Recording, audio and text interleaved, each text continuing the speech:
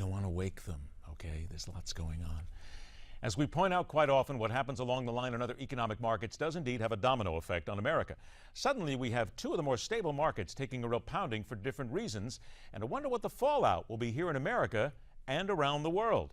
Welcome back to MidPoint. Former member of the UK Parliament, the senior economic consultant for Euro-Pacific Capital, John Browne joins us again. Always a pleasure to see you, my friend.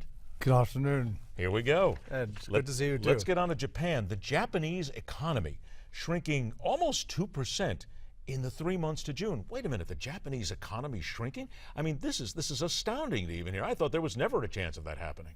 Well, it's doubly astounding, really, because if you include the European Union as an economy, it's the fourth largest economy, but the third most traded currency, the yen, in the world.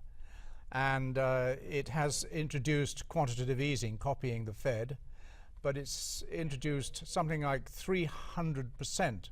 In other words, 3 times the American QE. But when you realize their economy is only 40% the size of the American economy, it's actually something like 700% of the US QE. And here it is with consumers shrinking and so on. And what the problem is that unlike America, the Japanese yen is not the international reserve currency. So they can't just go on creating and more on a click currency, more computer clicks. They have to pay for it by borrowing or taxing. And one of the things they've had to do is raise taxes so the consumers are not consuming, and so consumption is down 5.1%, and the economy is down, and businesses are down because they see the consumers not coming in. And of course, the economy is down 7.1% when it was expected to be bad at 6.8. Exactly my next point. The GDP down over 7%, which is catastrophic, I think, in many ways. Is it not? Well, it or really at least is catastrophic, because this isn't America. This is a country that has to pay for its debt instead of just clicking. And so this is very bad, but of course it's open proof that Keynesianism is in really bad shape, desperate shape. What happens now from that domino effect theory that I talk about? Because as I mentioned, and you've taught me and many others have as well, something happens in one country, specific countries, dominoes always fall. So with a 7% downward GDP, how or could it then roll over or domino effect here to America? Well, first of all, anyone who's selling oil to Japan or coal or what out from Canada, Australia, from America, selling coal, there'll be less demand. And so coal companies will start to have less sales and so on. Raw materials may be less. But the fact that a major economy, the fourth largest, and if you exclude the EU, the third largest economy is in minus 7%, and the European Union, which is the second, or actually the largest economy now, is heading for recession, and Russia and all these things, it only requires we're on such a knife edge, it only requires a little touch to push the thing off the edge. And one's always said that if Keynesian economics and QE go wrong in Japan, it could really shake the world. Was it a smart move then, as you even mentioned, to copy the quantitative easing that we have here in America? Was it a smart move by Japan to do it in that sense? Well, of course, I come from the opposite end of the spectrum. Sure. I think these things are like putting bandages on a septic wound.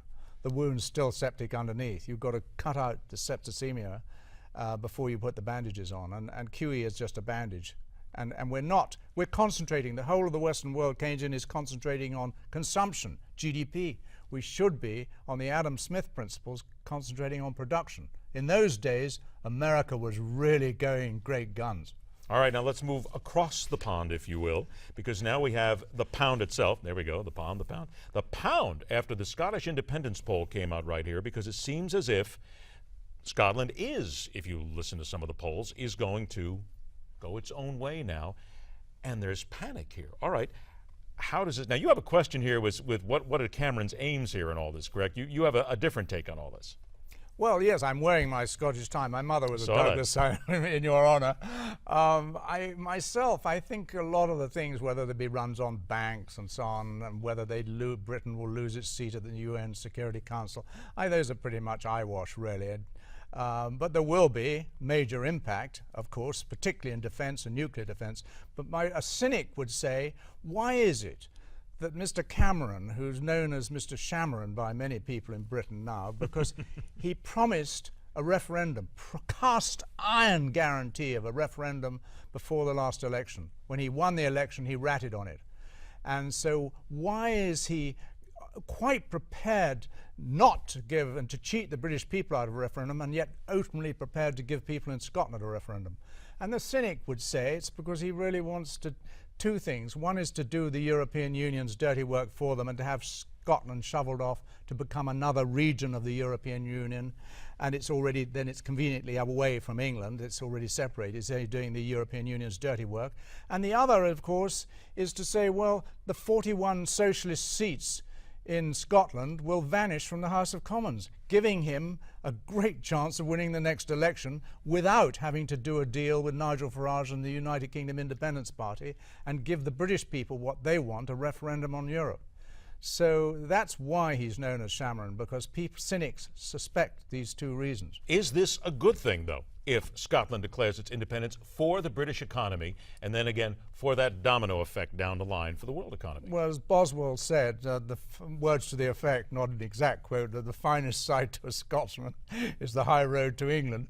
I mean, the fact is Britain has paid to keep the integrity of its landmass and not have invasions from the north, and pays huge amounts of social security and everything else into Scotland. And Scotland has benefited enormously from the Union. And I think it would be a catastrophe defence-wise and every otherwise if they move. And I think most Scotsmen, when their pollsman comes past and says, "Are you for independence?" "Ah, yes, I hate the black English, get rid of them." But when he places his shaky hand on the ballot paper and his wife has said, "Do you realise what the cost of bread is going to be in our social security?" he may put his little X in the no. So I personally guess that there will be a no vote, but it's a very scary situation. Okay, we're going to mark you on that now. We have you down for the no. Just a petit non. No fait accompli, just a no. John, it's always a pleasure to see you. Thank you so much, my friend. You've now scared everybody from the pound and from the yen. That's wonderful. After the break, and in honor of those in Scotland seeking their independence, news of around-the-clock showings of Braveheart at theaters across the nation. Of course, Mel Gibson cannot be there to go ahead and play William Wallace, but we tend to feel that they may need that. Of course, if they do leave, they'll have to have something to enjoy. Of course, it's just entertainment. Oh, of course, by the way, after the break as well, we'll do MidPoint and On Point right here on the show that questions everything.